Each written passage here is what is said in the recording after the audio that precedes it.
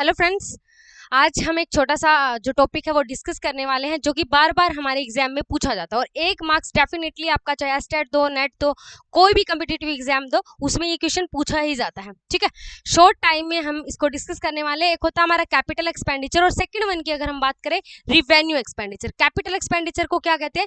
पूंजीगत खर्च, और इसको क्या कहते हैं? आयगत खर्च। पहली बात तो पूछा जाता है कि ये कैसे नेचर का होता है। तो कैपिटल जो एक्सपेंडिचर है वो कैसे नेचर का होता है? नॉन रेकरिंग नेचर का। नॉन रेकरिंग नेचर कौन सा होता है? मतलब एक बार आपने कर दिया आप वो रिपीट नहीं होता, और ये क्या होता है? रेकरिंग नेचर का, मतलब जो बार बार रिपीट होता रहे। रिपीटेटिव नेचर के एक्सपेंडिचर होते हैं। कौन से खर्चे होते हैं? जो हमारे रिवेन्यू एक्सपेंडिचर है।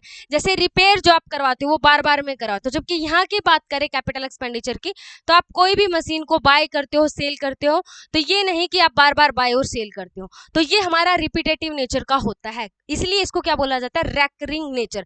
सेकंड वन अगर हम बात करें कैपिटल एक्सपेंडिचर के लिए, तो इसके लिए आपको एक चीज याद रखनी कि ये आपके क्या कर देता है? इंक्रीज कर देता है। किसको इंक्रीज कर देता है? अर्निंग कैपेसिटी को। ठीक है, अर्निंग कैपेसिटी, या आप ये कह सकते हो जो उसको बनाने वाली जो उसकी सीमा होती है, किसी भी चीज को प्रोडक्शन कर रहे हो आप, उसकी लिमिट को बढ़ा देता है। यहाँ पर ये क्या करेगा? मेंटेन करता है। क्या करता है? सिर्फ बनाए रखता है। क्या? उसकी जो भी अर्निंग कैपेसिटी है, मतलब सीधी सी बात है जो उसकी मैन्युफैक्चरिंग की कैपेसिटी है। जैसे एक मशीन जो है वो अगर 1000 यूनिट बना रही है, तो यहाँ पर हम कोशिश करेंगे कि हम ये चाहते हैं कि वो 1200 यूनिट बनाने लग जाए।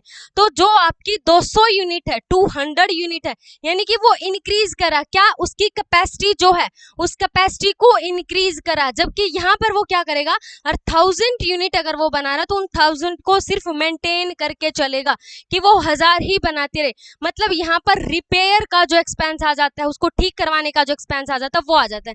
थर्ड हम बात करेंगे, इसमें एक एग्जांपल जो बार बार में पूछा जाता है कि कोई भी अगर आपने पुरानी मशीन खरीदी है, पुराना कुछ भी खरीदा है, तो जब तक आप उसे यूज ना करने लग जाओ, पुट टू यूज जिसको बोलते हैं, जब तक आपने उसे यूज नहीं किया है तब तक का सारा खर्च, जब तक आपने कोई भी सेकेंड हैंड चीज खरीदी है और जब तक आपने यूज नहीं किया, पुट टू यूज नहीं किया, इंस्टॉल नहीं किया, तब तक का सारा खर्च आपका क्या कहलाता है? Capital expenditure. और जैसे ही आपने उसे खर्च करना, जैसे ही आपने उसे यूज करना स्टार्ट कर दिया उस मशीन को, वो आपका क्या बन जाता है? Revenue expenditure. After the instalment कोई भी अगर आपका खर्चा होता है, ठीक है, आपने स्टार्ट कर लिया है बिजनेस में, तो उसके बाद जो भी आपका खर्च रहेगा वो आपका क्या आ जाएगा? रेकरिंग नेचर का, यानी कि रिवेन्यू एक्सपेंडिचर हो जाएगा। जैसे मैंने आपको एग्जांपल आपको बार बार दिया था, एक मशीनरी वाला एग्जांपल दिया था। मशीनरी वाले में मैंने क्या कहा था? या आप सेकंड हैंड गाड़ी का एग्जांपल ले लो। सेकंड हैंड गाड़ी में क्या होता है कि आपने कोई भी मशीन जो है, कोई भी या सेकंड हैंड गाड़ी ली है, तो उसको जब आप लेकर आते हो, मान लिया 7 लाख की आप लेकर आए और उस पर आपने 50,000 खर्च कर दिया, तो इसका मतलब आप क्या कहोगे? 7.5 लाख की आप गाड़ी लेकर आए हो। और यहाँ पर आप क्या बताओगे कि 7.5 की नहीं, मतलब यहाँ पर कॉस्ट आपने ये नहीं कहा कि मैंने 50,000 की रिपेयर करवाई, आप टोटल ही बोलोगे कि 7.5 की गाड़ी ली। जबकि यहाँ की हम बात करें तो यहाँ पर हम क्या बोलेंगे? आपने खर्च कर दिया और उसके अगले दिन ही एक्सीडेंट हो जाता और फिर आपने कोई रिपेयर करवाया, तो वो हमारा किसके अंदर आ जाएगा? आपका जो है रिवेन्यू एक्सपेंडिचर के अंदर इंक्लूड कर लिया जाएगा। ठीक है, और इसी के साथ अगर हम बात करें जो अर्निंग कैपेसिटी वाला था, उसमें आप एक चीज और याद कर सकते थे। क्या? कि जो मशीन का एग्जांपल है वो याद कर सकते हो। जैसे आपने कोई भी मशीन, यहाँ पर हमारा क्या था? कैपिटल एक्सपेंडिचर, और यहाँ पे क्या है? रिवेन्यू। जब आपने कोई भी मशीन ली है तो आपको उस टाइम पे याद रखना, कपड़े जो वॉश करने वाली मशीन है उसमें हम क्या करते हैं? आपकी जो मशीन है वो खराब होगी, उसी को आप ठीक करवा रहे हो, उसी को आप ठीक कर रहे हो, यानी कि आप कैपेसिटी को मेंटेन करना चाहते हो, तो वो हमारी क्या हो जाती है? मतलब अगर आप उसी को ठीक करवा रहे हो तो क्या हो जाएगी? Revenue expenditure. लेकिन उसके साथ एक्स्ट्रा आपने कुछ ऐड ऑन कर दिया, मतलब क्या कि आपने उसके साथ ड्रायर भी अटैच करवा लिया, ठीक है, तो वो हमारी किस में आ जाएगी? जो आपकी रिवेन्यू मतलब अगर आपने एक्स्ट्रा कुछ भी उसकी कैपेसिटी है उसको इंक्रीज करवा लिया, तो वो हमारी क्या हो जाएगी?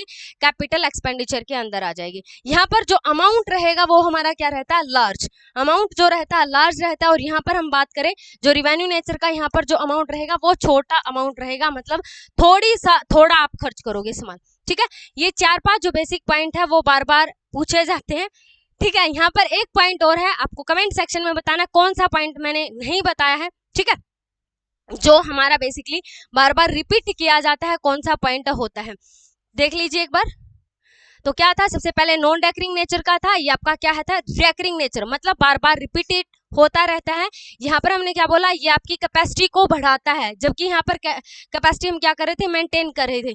यहाँ पर हम क्या करें, पुट टू यूज, सिर्फ यूज कर रहे हो आप।